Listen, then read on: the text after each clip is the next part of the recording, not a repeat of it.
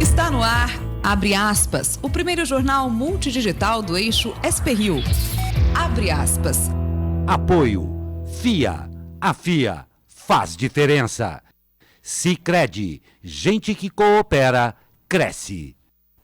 Olá, muito bom dia. Sexta-feira, 2 de agosto, com transmissão ao vivo pelos Facebooks da SP-Rio+, e do jornal O Vale, está no ar o Abre Aspas, direto dos estúdios da SP-Rio+, no Jardim Aquários, em São José dos Campos, São Paulo. E olha, você pode participar enviando sua mensagem pela linha do tempo do Facebook. Estamos no ar pelo Facebook da SP-Rio+, e também, claro, do jornal O Vale. Hoje eu tenho o prazer de ter na bancada comigo a nossa colunista May Parreira. Olá, May, muito bom dia. Bom dia, Glauco. Bom dia a quem nos vê e nos ouve, né? Nos vê e nos ouve e, quem sabe, participa conosco também desse jornal, Vamos né, lá. May? Sim.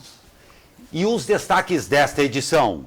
Bolsonaro tem 15 dias para explicar falas sobre pai de Santa Cruz. Brasil e Paraguai cancelam o acordo sobre energia na usina de Itaipu. Ministros do STF articulam afastamento de Deltan Dallagnol. Ministério Público de olho na nova lei de zoneamento de São José dos Campos. Mais 2 casos de sarampo confirmados em São José dos Campos. Agenda do final de semana com Gabriela Barreto, porque hoje é sexta-feira. E uma entrevista com a advogada doutora Ruth Maria Guerreiro, especialista em privacidade e proteção de dados. Essa e muito mais notícias logo após o comercial. Fique com a gente.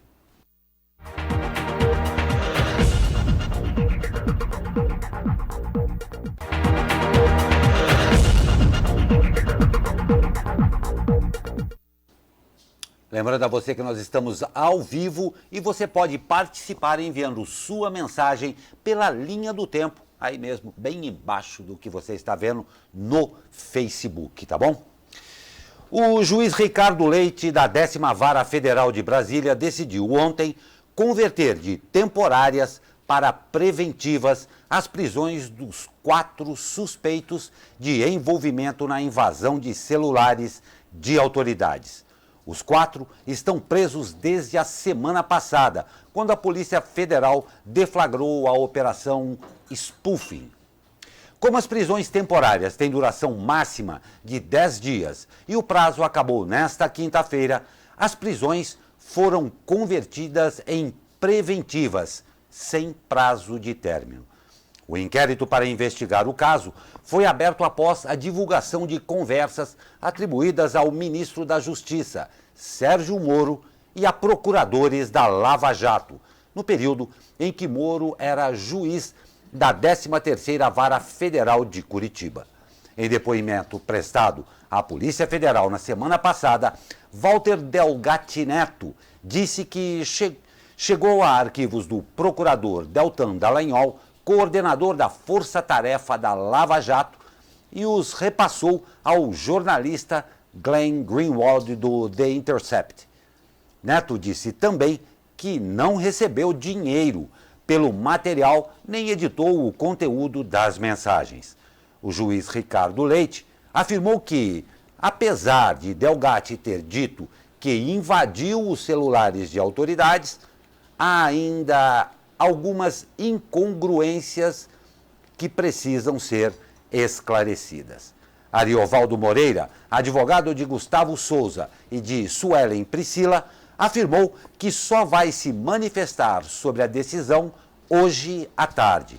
A assessoria da defesa de Walter Delgatti Neto informou que não vai comentar o assunto. A defesa de Danilo Marques não foi localizada. Pois é, May, é um assunto que está dominando a cena pública, né? Sim, a semana inteira, né? A semana inteira, e um assunto gravíssimo. Pois é, eu acho que em qualquer lugar do mundo, pelo menos o Moro se não também o Dallagnol, já teriam pedido para ser... Já teriam pedido para sair. Para sair, para dar um descanso, vai lá fazer a sua defesa. É incrível como aqui as coisas não acontecem, né? Ou se acontecem, acontecem no ritmo que às vezes o brasileiro, para dizer o mínimo, já está enjoado de esperar. É ou não é? Verdade. Pois é, o fato, infelizmente, é esse mesmo. E eu dou um bom dia ao José Carlos Besseneri. Muito obrigado, bom programa a todos nós, a você também, tá? E a Nice Marques, muito bom dia a todos vocês. E o ministro Luiz Roberto Barroso, do Supremo Tribunal Federal, deu prazo de 15 dias para o presidente Jair Bolsonaro prestar esclarecimentos, caso ele queira, sobre o pedido feito pelo presidente da OAB, Felipe Santa Cruz. A interpelação foi apresentada nesta quarta-feira ao STF para que Bolsonaro explique declarações a respeito do pai do presidente da OAB, Fernando Augusto de Santa Cruz Oliveira, desaparecido durante a ditadura militar. O pedido foi assinado por 12 ex-presidentes da OAB. O objetivo é tentar esclarecer se o que a outra parte disse é ou não ofensivo, o que pode gerar uma ação de crime contra a honra. Bolsonaro não é obrigado a responder. Na decisão, Barroso lembrou que a interpelação é um instrumento que permite esclarecer eventuais ambiguidades dos termos utilizados. A defesa quer que o presidente dê explicações sobre a afirmação feita por Bolsonaro, que disse que um dia contará ao presidente da OAB como o pai do advogado desapareceu na ditadura militar, caso a informação interesse ao filho. Segundo Bolsonaro, Santa Cruz não vai querer saber a verdade sobre o pai. Logo em seguida, o presidente disse que Fernando Santa Cruz foi morto por companheiros da Ação Popular, organização de esquerda na qual ele militava, classificada pelo presidente como grupo terrorista. Porém, documentos da Comissão da Verdade da Marinha e da Aeronáutica indicam que o militante foi preso por agentes do regime militar um dia antes da data em que morreu. O atestado de óbito diz que ele teve morte não natural, violenta, causada pelo Estado brasileiro no contexto da perseguição sistemática e generalizada à população identificada como opositora política ao regime eleitoral de 1964 a 1985. Na peça judicial, Felipe Santa Cruz afirma que não é a primeira vez que Bolsonaro o ataca e tenta desqualificar a memória de seu pai. A assessoria do Palácio do Planalto informou que não irá se manifestar. Será que não existe lá um grupo que possa mandar o presidente ficar quieto? Porque cada mergulho é um flash, né? É uma coisa tão esquizofrênica essa. Isso não é... Aliás, tem uma obra de arte, não é? Isso não é um cachimbo. Então, isso não é uma xícara, isso não é um computador, eu não sou a MEI, a ditadura não existiu, sabe? Ele não foi morto pela ditadura, ele não estava em posse segura do Estado, né? Nosso presidente, às vezes, ele fala como se ele tivesse um transtorno sério, sabe, de personalidade, como se ele não vivesse a realidade, né? Nada é real, nada é fato. Alguém precisava impedir que ele falasse, sabe? Deixa a coisa andar e não fala, não dá opinião. Na verdade, eu acredito que hoje, atualmente, esse deva ser um dos maiores problemas de Brasília, porque pelo que é fato, parece que não existe esse acesso com relação ele, né? ao presidente para que ao menos minimize essas observações, né? E logo após esse caso, troca de integrantes na Comissão da Verdade. O presidente Jair Bolsonaro trocou 4 dos 7 integrantes da comissão sobre mortos e desaparecidos políticos. A alteração na comissão foi publicada no Diário Oficial da União ontem, com a assinatura do presidente e da ministra Damares Alves, da pasta da Mulher, da Família e dos Direitos Humanos. Segundo Bolsonaro, a mudança ocorreu porque mudou o presidente da República. Abre aspas para o presidente. O motivo é que mudou o presidente. Agora é o Jair Bolsonaro, de direita. Ponto final. Quando eles botavam terrorista lá, ninguém falava nada. Agora mudou o presidente. Igual mudou a questão ambiental também, disse Bolsonaro. De acordo com o decreto publicado, estas são as alterações feitas na composição da Comissão sobre Mortos e Desaparecidos. O novo presidente da Comissão sobre Mortos e Desaparecidos Políticos, Marco Vinícius Pereira de Carvalho, é filiado ao PSL, partido de Bolsonaro, e assessor especial de Damares. Ele foi funcionário da Prefeitura de Taió, em Santa Catarina. Atualmente, responde a processo por ter supostamente beneficiado a mulher e a cunhada em um concurso público da Prefeitura. Ele nega. A presidente substituída do colegiado, primeira na lista de trocas, havia criticado Bolsonaro na segunda-feira pelas declarações relacionadas a Santa Cruz e disse que desde 1995 essas mortes estão sendo confirmadas. Ele não faz ideia alguma da diferença entre Estado e governo. Não é? Porque essas pessoas, a Comissão da Verdade era uma comissão de Estado, não de governo, tanto faz. Tinha gente na comissão que inclusive não tinha nada a ver com a Dilma, tinha sido do partido do Sarney, tinha defendido algumas coisas do Sarney, um dos integrantes. E agora ele diz, agora é o Bolsonaro, então vai ser complicado isso. Pois é, eu só estou passando notícias complicadas para você hoje, hein? Nossa, puxa vida. E em entrevista coletiva, o governo federal voltou a contestar os dados sobre desmatamento do Instituto Nacional de Pesquisas Espaciais, o INPE. A coletiva contou com a presença do presidente Jair Bolsonaro, do ministro de Relações Exteriores, Ernesto Araújo, do ministro de Gabinete de Segurança Institucional, Augusto Heleno, e do ministro de Meio Ambiente, Ricardo Salles. Salles apresentou um estudo feito pela pasta que aponta inconsistência nos dados obtidos pelo sistema que capta imagens de monitoramento ambiental. Augusto Heleno afirmou que o governo não iria alardear os dados se julgassem corretor. Abre aspas. Seria conveniente tratar as informações internamente, disse o general.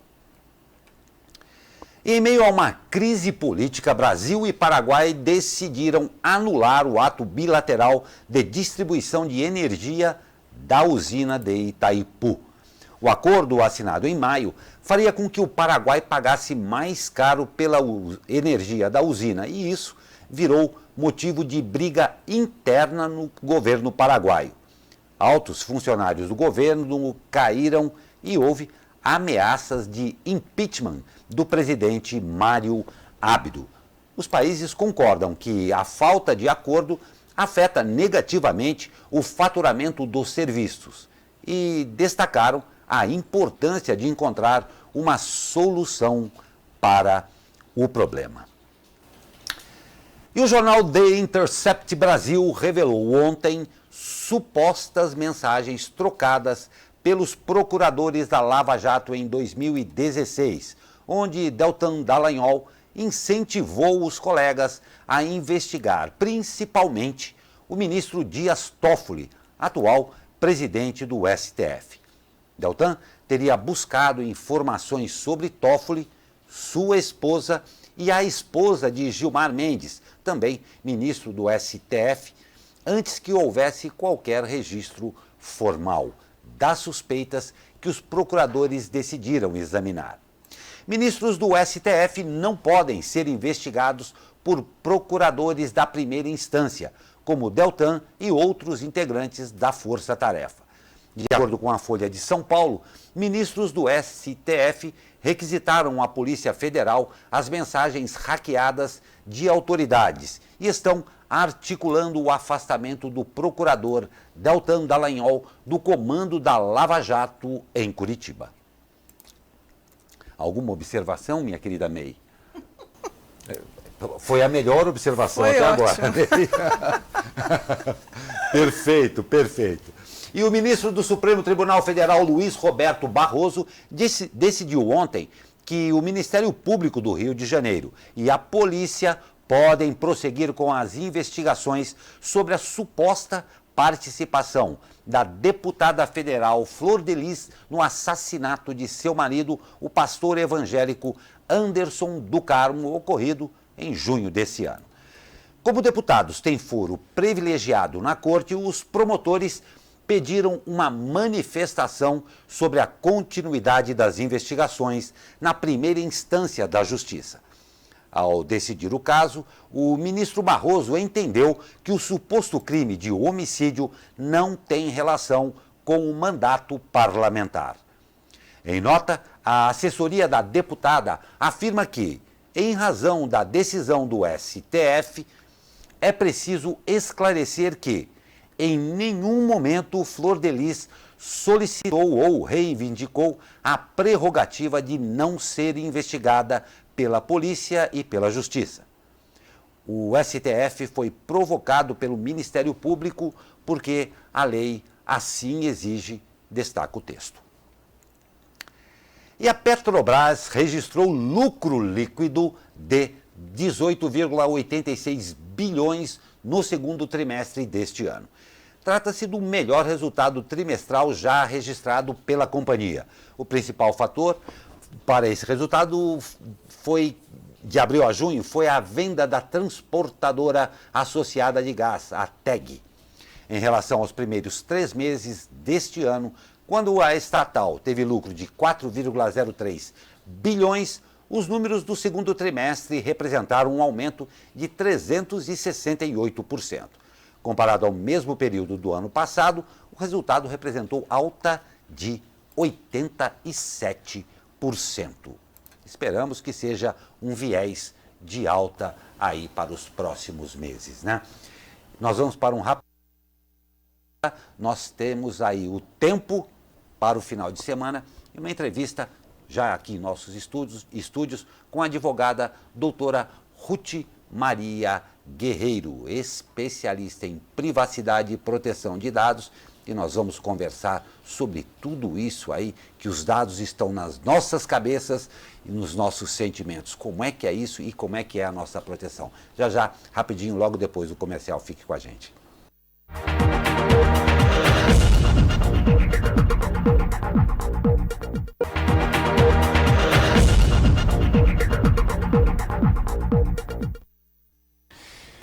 Pois é, e sexta-feira a gente tem que começar sabendo como vai ficar esse tempo, não é? E olha, tem uma indicação aí, eu não sou meteorologista, mas tem uma indicação que o sábado vai ser congelante, mas isso é com o Tempo Vale. Bom dia, Camila Brasiliense. Bom dia, Glauco Turzi. Hoje temos mudança no tempo aqui em São Paulo devido à aproximação de uma frente fria. No início do dia, o céu fica com poucas nuvens e as temperaturas estarão elevadas, com máxima de 29 graus. Mas a partir da tarde, a aproximação dessa frente fria vai provocar aumento da nebulosidade, ventos moderados a fortes e há também previsão de pancadas de chuva moderada em alguns pontos do estado. O fim de semana vai ser de bastante frio e há previsão de céu encoberto com chuva fraca moderada a qualquer hora do dia. Camila Brasiliense, do Tempo Vale, para o Jornal Abre Aspas. Pois é, Camila, então você ratificou que o final de semana vai ser praticamente de gordices, né? Porque deu frio, a gente se intoca, assiste série na Netflix e se entope de gordices. Bom, um ótimo final de semana a você, Camila, e a todo mundo aí do tempo vale. Eu dou um bom dia também a Célia Regina da Silva, de São José dos Campos, que nos acompanha ao vivo aqui. Muito bem-vinda, Célia Regina. Pois é, dados, proteção de dados, privacidade, aonde que está tudo isso nesses tempos de WhatsApp e internet? Nós temos o prazer hoje de receber em nossa bancada aqui a advogada doutora Ruth Maria Guerreiro da Fonseca Armelin, especializada em Direito Empresarial pela PUC do Paraná, bacharel em Direito pela Universidade Estadual de Londrina, certificada em diversos cursos de proteção de dados e responsável pela área de proteção de dados e privacidade do Escritório de Advocacia Soares Picon, em São José dos Campos. E também coautora do livro Lei Geral de Proteção de Dados Pessoais, comentada artigo por artigo, recentemente publicado pela editora Juspodium. Doutora Ruth, seja muito bem-vinda, um prazer imenso recebê-la em nossa bancada. E como eu disse aqui, eu acho que todo mundo hoje tem, em maior ou menor nível, esse nível de preocupação com os seus dados. Mas existe uma certa, aspas aí, ignorância ou não saber o que são esses dados e o quão vulnerável nós estamos. Tá difícil mesmo, né, doutora? Bom dia, Glauco. Com certeza, bom dia, May. Você falou muito bem, Glauco, a ignorância sobre os dados pessoais, né? Eu falo especificamente sobre dados pessoais. O que acontece? Hoje em dia, tudo são dados, né? A economia gira em torno de dados, nós vivemos numa sociedade informacional à base de dados. Mas, assim, o que a gente poderia dizer, o que são dados pessoais? A gente tem uma lei, né, recém-aprovada, né? Lei Geral de Proteção de Dados, e ela trata de dados pessoais. Os dados pessoais, eles são qualquer informação a respeito da pessoa, que possam levar à identificação de uma pessoa. Né? É isso que a lei fala, que a lei tela, é disso que eu trato no livro. Nós temos uma ignorância do que são feito com os nossos dados pessoais. Hoje em dia a gente chega numa farmácia, para ter um desconto, você dá o seu CPF. Né? E você acha que, pô, que bacana, a farmácia está me dando um desconto. Na verdade, nada de graça, né? Você está vendendo os seus dados pessoais. Porque toda essa informação que é passada através do seu CPF, todo medicamento que você compra, todo o seu hábito de consumo que é gerado com isso, ele é vendido, né? Para planos de saúde. Então, a farmácia consegue vender para um plano de saúde um perfil seu. E através dele, fazer alguma cotação de preço. Isso é só um exemplo do que é feito com os nossos dados pessoais, né? Mas um exemplo muito próprio, né? Porque isso que você falou, eu adorei. Às vezes, poxa, que bom, vou ganhar um... Não, já se trata de um dado pessoal seu. Seu CPF é um dado pessoal seu, né? Isso, o dado pessoal, o CPF é um dado pessoal. Inclusive, recentemente, né, saiu uma notícia que o Ministério Público do Distrito Federal, ele está pedindo a suspensão de um serviço da Vivo, né? Chama Vivo Ads. O que acontece? Você contrata um plano de celular com a Vivo, né? E você paga por isso. E o que esse Vivo Ads vem fazendo? Eles vendem para empresas a sua geolocalização, onde você estava, o que você estava fazendo, para quê? Para que a empresa ela tenha uma noção de qual vai ser o seu próximo passo. Né? As empresas elas monetizam os seus dados pessoais.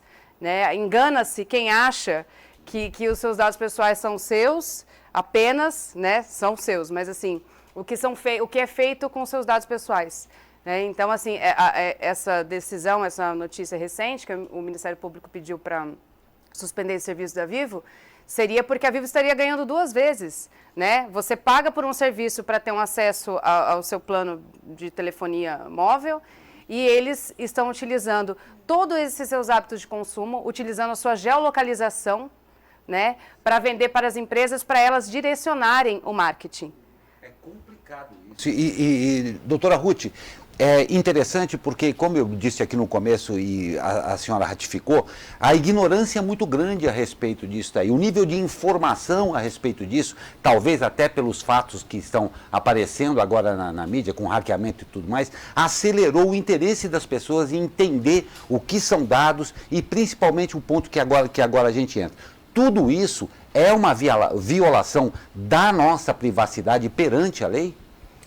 Por exemplo, esse caso da Vivo, por exemplo? Com certeza, né? A gente fala assim, a gente distingue a privacidade da proteção de dados pessoais. A privacidade é mais amplo, né? É aquele direito de estar só, de ter a sua intimidade, né? De não ultrapassarem essa área, né? Certo. Agora, a proteção de dados pessoais, ela é mais específica. Né? Inclusive tem um projeto de emenda constitucional para que a proteção de dados pessoais seja um direito fundamental previsto constitucionalmente. Então, para a gente entender a importância disso. E realmente as pessoas não têm essa consciência. Essa lei recentemente aprovada, a Lei Geral de Proteção de Dados, ela vem trazer exatamente isso, o empoderamento do titular de dados pessoais. Então, para você ter consciência do que são seus dados pessoais, para você ter a consciência de como eles estão sendo utilizados, para que eles estão sendo utilizados, e para você ter essa liberalidade de não permitir que eles sejam utilizados, né? Você decidir, essa decisão ser sua. Eu acho que eu particularmente enxergo assim como o principal objetivo da lei, a questão da transparência, né? As pessoas, na maioria das vezes, inclusive a gente não tem nem consciência de onde estão sendo utilizados, né? A grande maioria mesmo. Eu acho que a grande maioria não tem a menor noção de onde está indo isso. A menor noção, A gente fala-se, né, uma professora de Harvard, chama Shoshana, o nome dela, ela fala sobre o capitalismo de vigilância. Né? O que seria esse capitalismo de vigilância? Eu vou vigiando, e isso não é recente, isso é uma coisa assim de alguns anos para trás, né? Algumas décadas. Eu venho te vigiando, eu venho coletando dados pessoais, vendo os seus hábitos de comportamento, de consumo, e vou criando um perfil seu, né? Para antever qual vai ser o seu próximo passo. E diante disso, eu te oferecer algum produto, algum serviço. Isso aí é uma coisa tão impressionante, porque quando a gente leu 1984, né, do Orwell, achou que aquilo nunca ia acontecer, né? E está completamente presente na nossa vida hoje em dia. O grande irmão, né? O olho grande que te acompanha. Eu queria pegar uma carona cultural com você exatamente no Metrópolis, que o primeiro Big Brother que existiu e que haveria esse controle todo em termos de sociedade, e eu pego isso daí pego uma carona nisso daí para fazer uma outra pergunta para a senhora, doutora. Tem um momento em que, por exemplo, as grandes instituições estão pegando os meus dados e trabalhando e monetizando os meus dados. Esse é um momento em que eu acabei passando meu CPF, ele usou isso daí. Agora tem um momento privado. Não existe também uma grande responsabilidade, talvez pela ignorância também, por parte das pessoas, em passar a gerenciar de melhor forma os seus dados? E eu digo não simplesmente lá na farmácia dando o seu CPF, mas o volume de dados pessoais que ela passa a movimentar numa série de redes sociais, ela também está se vulnerabilizando e tem responsabilidade sobre isso também, não tem? Com certeza, Glauco. O que vai acontecer? Com essa consciência do valor dos seus dados pessoais, eu acredito que o usuário ele vai acabar tomando certas cautelas. Perfeito. Por exemplo, termos de uso e privacidade, eu não li e aceito, né? Agora, ninguém lê, né? Ninguém lê, por enquanto. Eu leio. Desde que eu comecei a estudar proteção de dados, eu tenho lido bastante. Porque é a partir dele que você vai tomar consciência do que está sendo feito com seus dados pessoais. É lógico que é muito cômodo você entrar num site e é muito cômodo você entrar num site e as suas preferências estarem lá guardadas para uma eventual consulta, compra futura. Só que isso tem um limite, né? Para que isso está sendo utilizado? Acredito que seja assim, essa transparência para você ter essa consciência para que estão sendo utilizados seus dados pessoais. Não tem a menor dúvida. E fazendo um outro paralelo agora aqui, todos nós temos essa responsabilidade, a ignorância não justifica, nós temos que aprender mesmo a ler, inclusive eu tenho que ler o que está nas letras miúdas ali. A gente não lê. Primeiro ponto, isso daí. E a senhora citou agora há pouco a respeito da LGPD. Nós estamos falando até agora mais num sentido pessoal da proteção de dados, mas isso daí também se extrapola para as empresas. E as empresas, a partir de agora, vão ter que ter um reposicionamento em função da vigência dessa nova lei, né? E como isso impacta as empresas e, basicamente, aí, o que elas devem fazer para já se adequar à LGPD? Então, Glauco, a lei ela prevê um prazo de 24 meses para que as empresas, né, ou qualquer pessoa física, jurídica, direito público, direito privado, que trate dados pessoais para que ela se adeque. São 24 meses. Então, a partir de agosto de 2020, teriam, né, assim, no campo da perfeição do que seria do adequado, né, que estarem todos adequados à lei. Então, assim, as empresas vão ter que tomar uma série de atitudes, uma série de... vai ter que tomar uma série de precauções e adequações à lei, de processos, procedimentos internos, para estarem adequados à lei. Existe uma série de responsabilizações, né, a respeito daquele que trata os seus dados pessoais. E, assim, existem várias sanções, inclusive uma delas que é muito citada por quem vem escutando a respeito, que seria a multa de 50 milhões de reais, né, por infração. Uma multa alta, né, e que vai impactar a todos. Nós acreditamos que através dessa lei as empresas comecem a mudar como tem sido feito esse tratamento de dados pessoais e a partir dela o titular, que vai ter esse conhecimento do poder que ele tem sobre os seus dados pessoais, comece a exigir. Até volto no que você falou. Tenha consciência do que está sendo feito com seus dados pessoais. Eu vou pegar uma carona aqui, a senhora me perdoe, porque nós temos uma participação aqui, voltando um pouco, mas pegando a carona aí. O Lucas Barbosa, muito obrigado, Lucas, pela sua participação. Ele escreve aqui, por exemplo, parei na farmácia e passei meu CPF para a nota fiscal. A farmácia pode usar o meu CPF para uso próprio dela lá?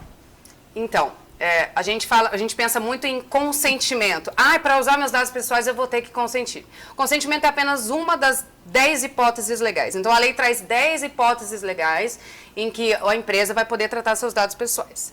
No caso de uma nota fiscal, né, seria uma obrigação legal, a farmácia ela poderia utilizar os seus dados pessoais, pedir, olha, você quer a nota fiscal? Quer emitir a nota fiscal? Sim. Então eu preciso do seu CPF. Ok, isso é uma obrigação legal. Mas, a partir do momento que eu estou falando para você, eu vou usar o seu CPF para a nota fiscal, eu tenho que usar para a nota fiscal. Eu não posso pegar o seu CPF e fazer a utilização para outro fim que não seja a nota fiscal. Então, assim, volto a dizer, a transparência é essencial, é um dos princípios da lei, né? Então, assim, com certeza, se você está dando seu CPF para a nota fiscal, vai ter que ser utilizado para a nota fiscal. Se a farmácia usar para qualquer outro fim que não esse, e que não esteja enquadrado nas 9 outras hipóteses legais, ela vai estar fazendo uma prática irregular, né? E ilegal. Mas a gente não vai saber se ela... Exatamente. Controle nós não temos sobre isso, né? Por enquanto, não, mas digamos... Mas eu tenho que andar com a coisinha da lei, um manualzinho com a lei... Olha, a gente recomenda, lógico, a gente é advogado, né? Mas a gente recomenda que as pessoas tenham conhecimento dos seus direitos, né? O PROCON, ele vai atuar muito nisso na parte de consumidor. Nós teremos uma autoridade nacional de proteção de dados.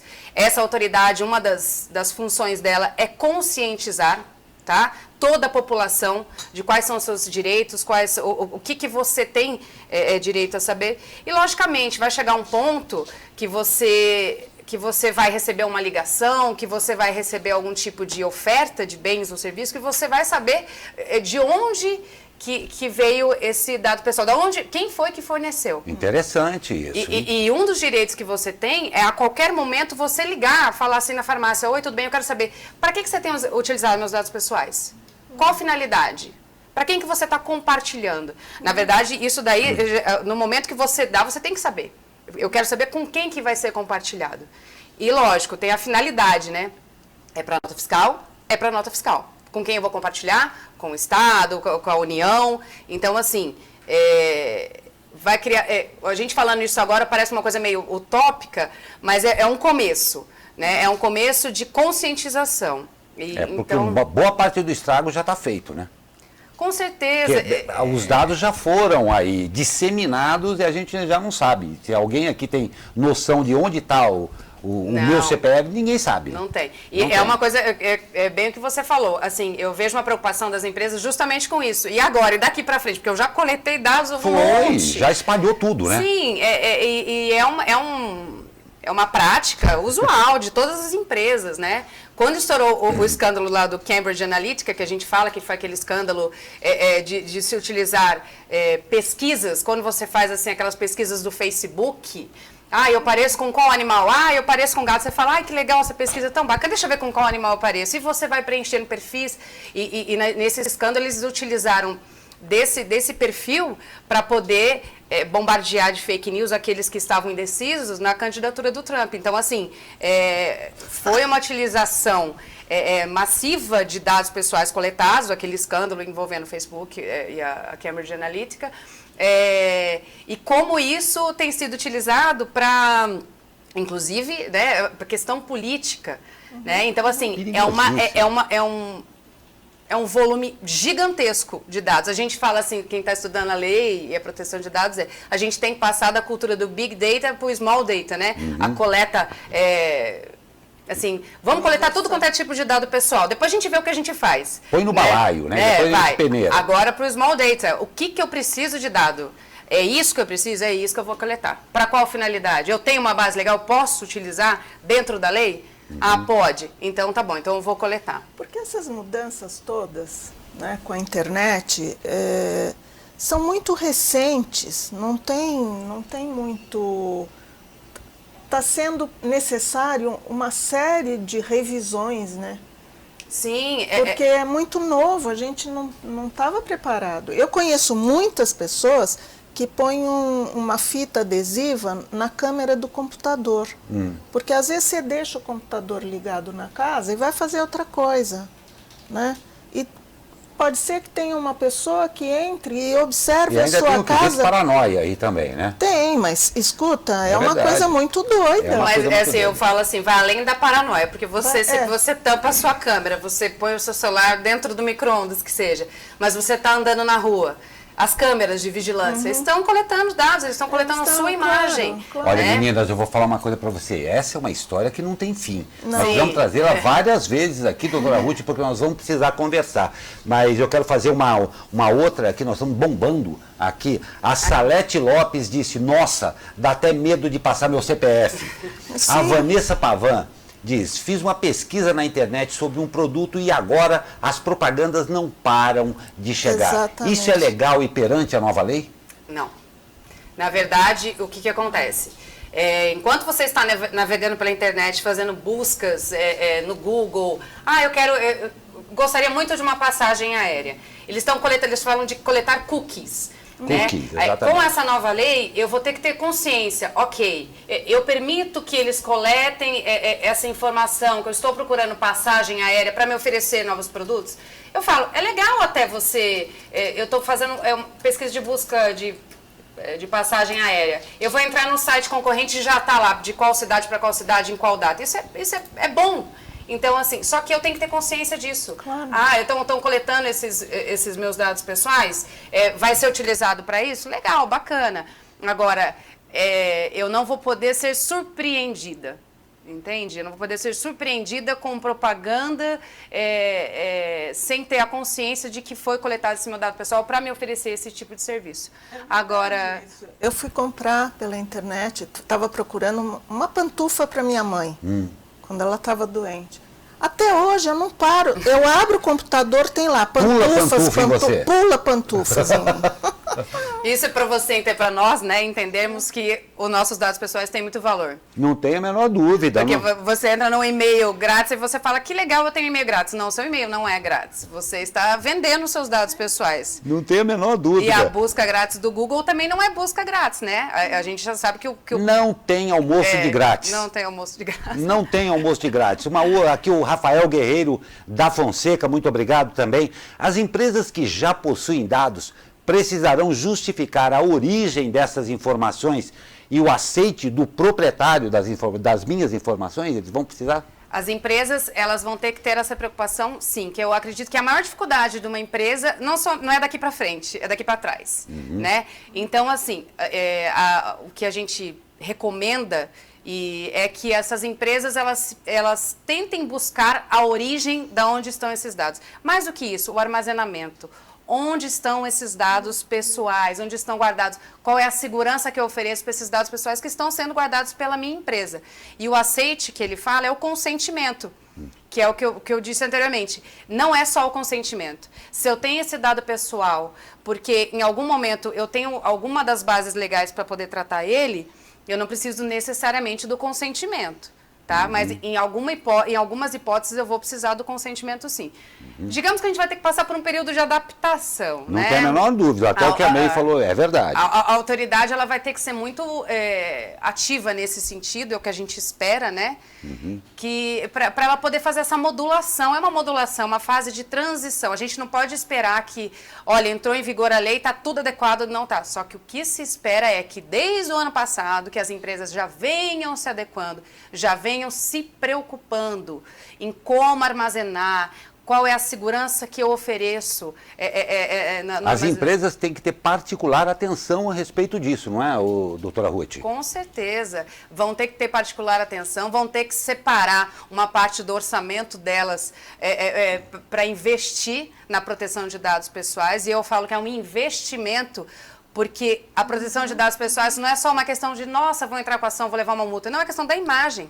É a questão da imagem da sua empresa perante o consumidor, perante o titular de dados. Veja, a gente está discutindo isso agora, mas no futuro, não tão longe, no futuro próximo, agora, eu vou querer saber. Se essa empresa toma cuidado, se essa empresa se preocupa com a proteção de dados pessoais, eu vou comprar nela. Ela me interessa como uma empresa. Então, a gente tem que se preocupar também com a questão da imagem. É um investimento. Acho que, inclusive, os jovens estão muito atentos para pequenas coisas, né? Minha neta foi viajar agora, foi com as amigas para Orlando, comemorar os 15 anos. Aí ela resolveu comprar um telefone. Aí tinha os telefones, tinha o preto e o vermelho. Era o mesmo preço, só que o vermelho dava um X de dinheiro para uma causa humanitária, entendeu? Isso acontece muito também com a responsabilidade ambiental, né? Os jovens estão muito ligados nisso, né? Essa molecada já está com uma outra cabeça. Eles já vêm com uma outra cabeça e eles estão nessa era, né? Nessa época, que eles já nascem com essa consciência, já vão vir, né? Nós estamos discutindo, nós estamos nos adaptando, mas eles já estão vindo nessa época como é que fala? Pegada ambiental, né? Pegada ambiental, da proteção de dados, né? Eles se preocupam, já tem pesquisas nesse sentido, como os jovens se preocupam com a proteção de dados pessoais. Não tem a menor dúvida. Doutora Ruth, seria assunto para nós conversarmos por horas e eu espero que esse pouco tempo tenha sido o primeiro que a gente possa ter muitas mais outras conversas a respeito disso que é tão aí nevrálgico para a gente hoje em dia, com duas lembranças. Em primeiro lugar, a parte pessoal sua. É imprescindível, por favor, me corrijam se eu estiver errado, é imprescindível que você cuide dos seus dados com carinho, com cuidado, com discernimento. Um outro ponto, vou pedir para a doutora Ruth me corrigir, caso eu esteja errado, diz a lei que uma vez uma lei publicada, acho que até da nossa Constituição, não se pode alegar desconhecimento dela para justificar qualquer coisa. Isso mesmo, Glauco. Né? Então, atenção, só depois de procurar a lei, depois que a coisa está feita e eu não sabia, não é justificativo. E o segundo ponto, como muito bem colocou a doutora Ruth, você empresário, chegou a hora sim de você se preocupar e começar a tomar as atitudes devidas para a sua adequação à LGPD. E para isso não é nenhum jabá que não, é imprescindível que você procure um especialista, um advogado. É necessário que você faça isso, tá? A curiosidade matou alguém que eu não me lembro o nome. Mas tem um ditado desse aí, né? Desaparecido. Exatamente.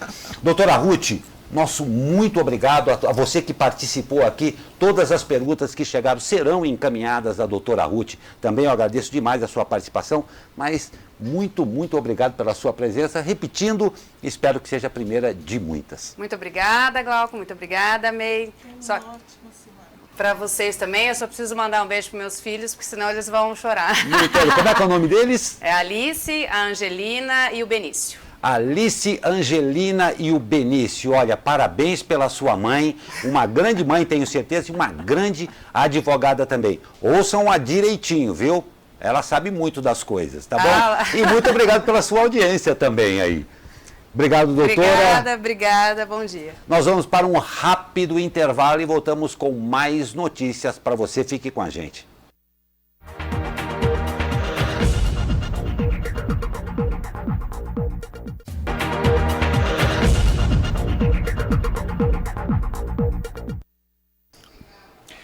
E o GAEMA, Grupo de Atuação Especial, de Defesa do Meio Ambiente, que é um braço do Ministério Público, instaurou um inquérito civil para apurar possíveis prejuízos e ilícitos ambientais que seriam decorrentes da aprovação da Lei de Zoneamento proposta pelo governo Felício Ramute.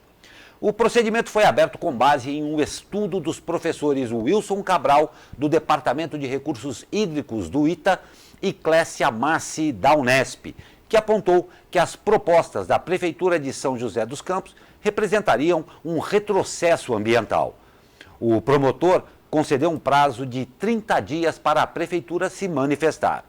Em reportagem publicada no último fim de semana, o governo Felício negou que a proposta de revisão da lei de zoneamento esteja em desacordo com as leis de proteção ambiental. A gestão tucana alegou que, no que diz respeito à proteção dos remanescentes de Cerrado, Mata Atlântica e áreas de recarga de aquífero, o município está ampliando e requalificando as áreas, tendo em vista que estes remanescentes não se restringem ao atual perímetro definido e, sim, distribuídos em todo o tecido urbano. A Prefeitura argumentou ainda que a proposta visa estabelecer um regramento de proteção mais abrangente. Essa lei do zoneamento vai ainda dar o que falar, né, May? Vai. E eu acho que é em tudo que se refere à preservação de meio ambiente, a meio ambiente, vai não só dar o que falar, mas dá muita preocupação para a gente. Dá muita preocupação, dado ao momento em que nós estamos. Nossa. E principalmente com um futuro próximo. Não é um futuro para daqui a 50 anos, não, né? Não, já estamos nele. Já estamos nele. No futuro. Não tem a menor dúvida. E o Ministério Público do Trabalho divulgou o relatório parcial a respeito da investigação sobre as condições a que eram submetidos empregados de 2 restaurantes de culinária japonesa de São José dos Campos, alvo de uma operação conjunta realizada na última semana. Segundo a parcial, foram constatadas irregularidades nos alojamentos e a forma de aliciamento dos trabalhadores estão sob suspeita, mas não foram encontradas provas suficientes para confirmar a suspeita de que os funcionários estavam em condições análogas à escravidão. As investigações continuam. E o emprego na RM Vale? Matéria para o editor de economia do jornal O Vale, Xandu Alves. Olá, Xandu. Olá, amigos e amigas, jornal abre aspas. Vale do Paraíba tem terceiro pior saldo de emprego no estado de SEAD. Quarta região mais populosa do estado de São Paulo, a região metropolitana no Vale do Paraíba ficou em terceiro lugar no ranking entre 15 regiões paulistas, excetuando a Grande São Paulo, com os piores saldos de emprego em 2019. A geração de 358 postos de trabalho no primeiro semestre fez que o Vale superasse apenas as regiões de Itapeva e Santos, ambas com saldo negativo no período. O levantamento utiliza dados do CAGED e foi feito pela Fundação SEAD. Entre as 5 menores regiões do estado, A região metropolitana do Vale do Paraíba só conseguiu superar Itapeva na geração de empregos. Ela perde, por exemplo, para Registro, Araçatuba, Franca e Barretos, todas com menos habitantes do que o Vale e com muito mais emprego. Barretos, por exemplo, gerou no primeiro semestre 8.198 empregos no mercado de trabalho. É isso aí, um grande abraço, Xandu Alves para o Jornal Abre Aspas. Obrigado, Xandu, um ótimo final de semana a você e a todo mundo aí desses nossos parceiros, o Jornal O Vale. E a Vigilância Epidemiológica da Prefeitura de São José dos Campos notificou ontem mais 2 casos de sarampo em São José dos Campos. No total, a cidade registrou 5 casos confirmados da doença em 2019. Os casos desta quinta são de 2 crianças, um menino de 8 anos e uma menina de 8 meses, moradoras de Eugênio de Melo e Galo Branco, região leste da cidade. As ações de bloqueio vacinal em parentes e pessoas que possam ter tido contato com as 2 crianças foram realizadas pela vigilância assim que houve a notificação da suspeita. Pois é, May, hoje nós estamos tendo o prazer da sua presença aqui, ao vivo e em cores, em nossa bancada. Bastante cor, né? Bastante cor. E o que você me conta aí de cultura e tudo mais? Olha, Glauco, eu fiquei muito impressionada, fiquei feliz de ver uma imagem essa semana, me marcou bastante.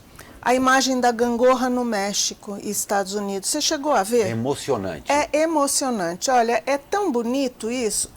Esse arquiteto, Ronald Rael, ele criou essa gangorra na fronteira entre México e Estados Unidos para que as pessoas pudessem brincar dos 2 lados, né? E durou, acho que 40 minutos, 1 hora, não sei direito, mas eu gostei demais da ideia que ele fez, sabe, do que o que acontece de um lado afeta o outro. Esse jogo da balança, sabe? Eu achei muito emocionante, fiquei comovida mesmo, uma ideia fantástica. Porque muro, quanto mais a gente põe muro, eu acho que mais você instiga que pulem o muro, né? Não tem a menor dúvida. Quanto mais alto o muro, mais as pessoas vão se especializar em dar um jeito de saltar. E né? particularmente, creio eu, que na questão especificamente desse muro, que representa realmente uma parte muito pouco interessante do ser humano, que é essa discriminação e, infelizmente, não sei se você concorda comigo, May, essa discriminação principalmente em termos de dinheiro, porque trata-se de um país onde as dificuldades são muito grandes, fazendo fronteira com um país onde as dificuldades não são menores, mas existem uma série de facilidades maiores. E quando se mede o ser humano por quanto que ele tem de facilidade ou quanto que ele não tem de oportunidade, fica tão difícil. Por isso que eu achei tão bonito também esse caso da gangorra. Eu gostei demais. E uma outra coisa que me deixou muito feliz, em 2018, eu fiz aqui um drops sobre a exposição da Tarsila nos Estados Unidos, no MoMA. Né? Tinha uma coisa grande no Times Square e agora ela foi exposta, as obras, né, no MASP. E eu achei o máximo a preocupação da população em conhecer Tarsila. Olha a fila que Fantástico isso. Foi o máximo. O número total de visitantes foi de 402.850. Número que impressionou demais o próprio MASP. O próprio MASP. E eu acho que ela merece muito. Eu acho que a gente tem uma coisa... Nós temos um débito muito grande com os artistas nacionais. Sabe? Tem muita gente que a gente deixa passar e não ouve mais, e não fala, e não vai ver. Então, esse exemplo da Tarsila mostra que as pessoas estão se curvando mesmo às nossas genialidades, né? Vamos Não tem a menor dúvida, não tem a menor vamos enaltecer os nossos artistas, né? Foi muito bonito isso que aconteceu ali no MASP, você acabou de ver aí essas fotos, e foi emocionante mesmo, impressionou inclusive o próprio MASP, e uma coisa que eu achei muito legal, aquelas pessoas que já têm um conhecimento a mais, que tramitam mais dentro do campo da arte, o que não quer dizer absolutamente que tenha que ser especialista, mas fizeram exatamente essa ponte. Eu vi muita gente comentando que chegava lá e existia uma enorme boa vontade por parte das pessoas que entendiam mais de partilhar aquela informação com os outros. Com os outros. E isso foi interessantíssimo, além, claro, que foi uma outra coisa maravilhosa, você vê famílias inteiras indo a esse lugar, pais levando os filhos, dando essa chance e essa oportunidade. Isso é muito bacana mesmo, né? É fantástico. O pessoal que foi... O pessoal que fez a exposição, os curadores, estão super de parabéns. Não tem a menor dúvida. E os que foram visitar, então, sabe, um beijo para cada visitante. Não tem a menor dúvida. Eu ouso dizer que é esse o Brasil que nós queremos ver dar certo, não é? Nossa, nem diga. Não tem a menor dúvida. Mas vamos falar um pouco de coisa boa que vem aí, os Jogos Pan-Americanos. Pena que não tem aquela musiquinha para acompanhar essa minha locução aqui, que ia ficar bacana, né? O Brasil ficou com a prata no boxe, tanto no feminino com Jussielen Romeu, que foi superada pela argentina Leonela Sanches, quanto no masculino, já que Keno Marley Machado ficou com o vice-campeonato ao perder para o cubano Júlio César Lacruz.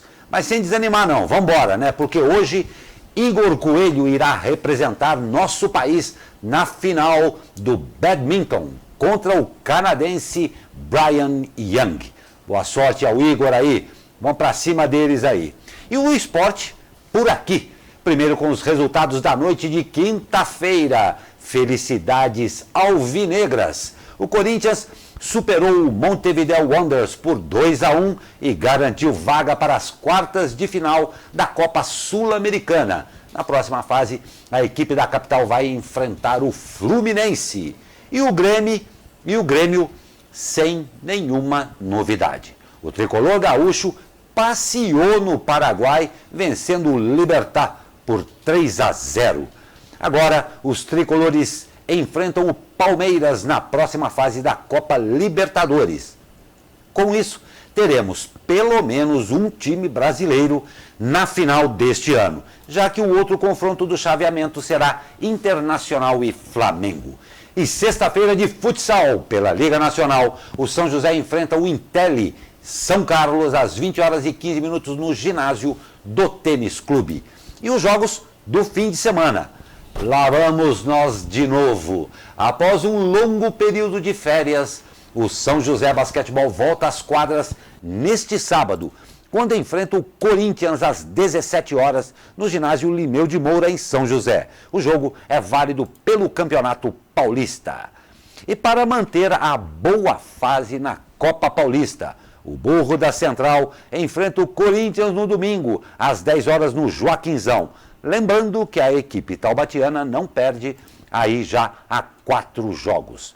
E o jogo da classificação, a Águia do Vale enfrenta na tarde deste sábado o José Bonifácio no norte do estado.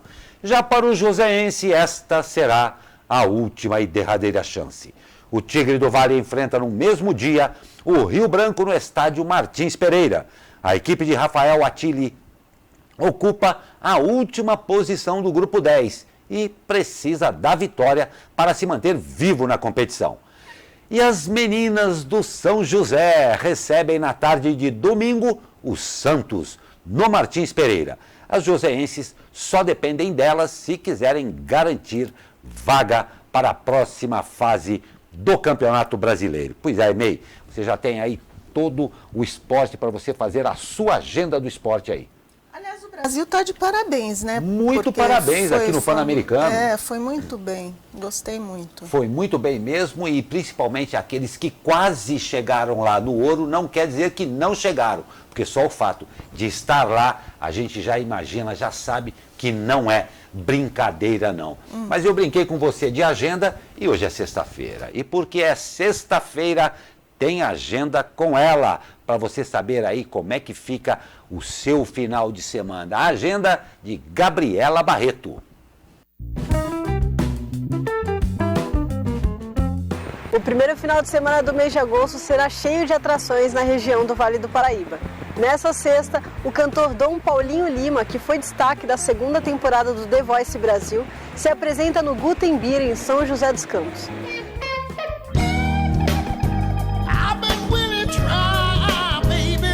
Também nessa sexta, a exposição fotográfica Vidas e Vindas será aberta a partir das 19 horas em Jacareí. As fotografias mostram a trajetória e a história de vida de mulheres jacareienses.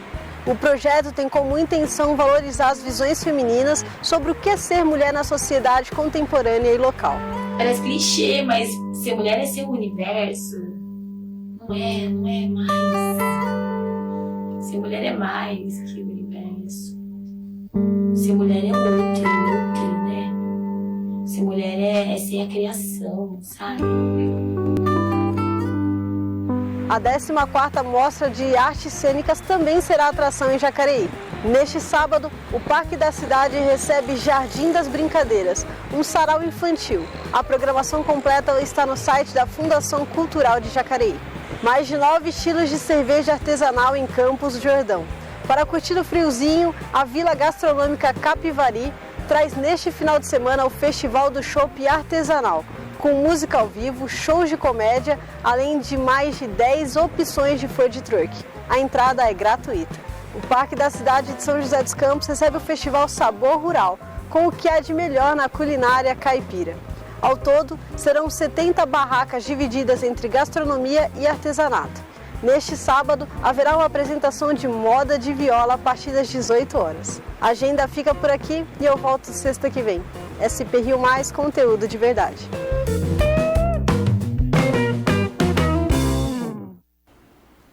Nossa, Gabriela, eu falei agora há pouco aqui que ia ser, na previsão do tempo, que ia ser um domingo de gordice, e você ratificou.